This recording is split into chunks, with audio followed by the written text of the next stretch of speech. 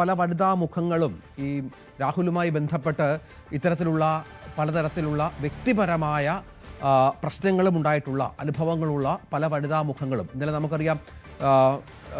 ഷമാ മുഹമ്മദ്, ഒപ്പം ഷാനിമോൾ ഉസ്മാൻ എന്നീ വനിതാ നേതാക്കളും ഇതുമായി ബന്ധപ്പെട്ട അതിശക്തമായ ആവശ്യം ഉന്നയിച്ചിരുന്നു എന്ന് വേണം മനസ്സിലാക്കാൻ. അതിനുശേഷമാണ് വ്യക്തിപരമായി ദുരനുഭവമുള്ള ഷഹനാസ് മുന്നോട്ട് വരുന്നത്. ഷാഫിക്ക് നേരെയാണ് ഷഹനാസ് വിരൽ ചൂണ്ടുന്നത്. അനീഷ്, അതുതന്നെയാണ്. അതായത് അവർ പറയുന്നത് വളരെ കൃത്യമാണ്.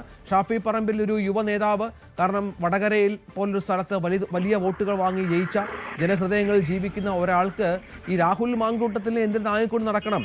രാഹുലിനെതിരെ വ്യക്തിപരമായ നിരവധി പരാതികൾ കിട്ടിയിട്ടും പേഴ്സണലി രാഹുലുമായി ബന്ധപ്പെട്ട നിരവധി ആളുകൾ വന്ന് സംസാരിച്ചിട്ടും എന്തിന് ഇയാളെ താങ്ങിക്കൊണ്ട് നടക്കണമെന്ന ചോദ്യം വളരെ പ്രസക്തമായ ഒന്നാണ്. അതിന് ഷാഫി മറുപടി പറയേണ്ടി വരും.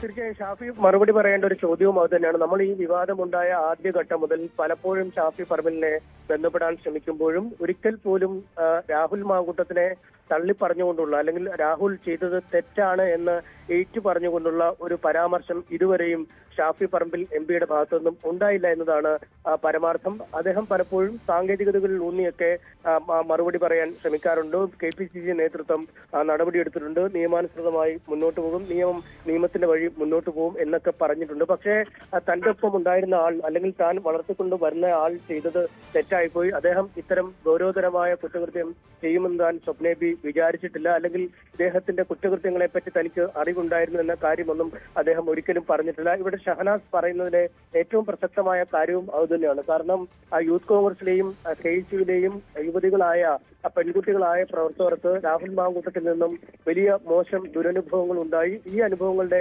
പശ്ചാത്തലത്തിലാണ് താൻ ഷാഫി പറമ്പിലിനോട് ഇക്കാര്യങ്ങൾ പറഞ്ഞത്. പക്ഷേ അപ്പോഴും ഷാഫിയുടെ ഭാഗത്തു നിന്നും ഒരു കൃത്യമായ മറുപടി ഉണ്ടായിട്ടില്ല. ഷാഫിയുടെ അതാണ് സാഹചര്യം. ഏതായാലും മാധ്യമപ്രവർത്തകർക്ക് മുന്നിൽ ഷാഫിക്ക് വരാതിരിക്കാനാവില്ല. കാരണം ഷാഫി പറമ്പിൽ തെരഞ്ഞെടുപ്പ് പ്രചരണ സ്ഥലത്താണ്, വേളയിലാണ്. അപ്പോൾ സ്വാഭാവികമായും മാധ്യമങ്ങൾ ഷാഫിക്ക് പുറകെ കൂടും. സംശയമില്ല, കാര്യത്തിൽ ഒളിച്ചിരിക്കാനാവില്ല എന്നുള്ളതാണ്. മറുപടി പറയേണ്ടി വരും.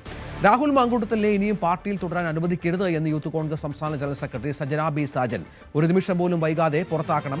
പാർട്ടിയിൽ തുടരാൻ അനുവദിക്കുന്ന ഓരോ നിമിഷവും പ്രതിച്ഛായയെ ബാധിക്കുമെന്നും സജന പറഞ്ഞു. ന്യൂസ് 18 പ്രൈം ഡിബേറ്റിലായിരുന്നു യൂത്ത് കോൺഗ്രസ് സംസ്ഥാന ജനറൽ സെക്രട്ടറിയുടെ പ്രതികരണം. ഇനിയും വെച്ചുകൊണ്ടിരുന്നാൽ പാർട്ടിക്ക് സംഭവിക്കാൻ പോകുന്ന കാര്യങ്ങൾ പാർട്ടി നേതാക്കൾ മനസ്സിലാക്കേണ്ടതല്ലേ?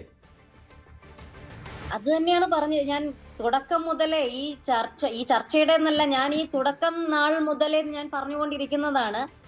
ഇനിയും വെച്ചുകൊണ്ടിരുന്നാൽ പാർട്ടിക്ക് എത്രത്തോളം ദോഷകരമായി അത് ബാധിക്കുമെന്നുള്ളതും, ഇനിയും തുടർന്നു പോയാൽ പാർട്ടിയുടെ സ്ത്രീപക്ഷ നിലപാടുകൾക്ക് എത്രത്തോളം വിള്ളലേൽക്കുമെന്ന് ജനങ്ങൾ മനസ്സിലാക്കും എന്നുള്ളതൊക്കെ എത്രയും വേഗം നേതാക്കൾ മനസ്സിലാക്കും എന്ന് തന്നെയാണ് എൻ്റെ ഒരു പ്രതീക്ഷ.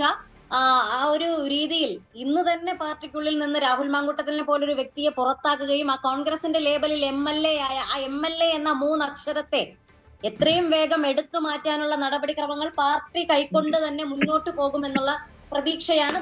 ഉടനടി തന്നെ ആ പാർട്ടി അത് ചെയ്യും. അതേസമയം ഒളിവിൽ കഴിയുന്ന രാഹുൽ മാങ്കൂട്ടത്തിൽ MLA യുടെ മുൻകൂർ ജാമ്യാപേക്ഷയിൽ കോടതി ഇന്ന് വിധി പറയും.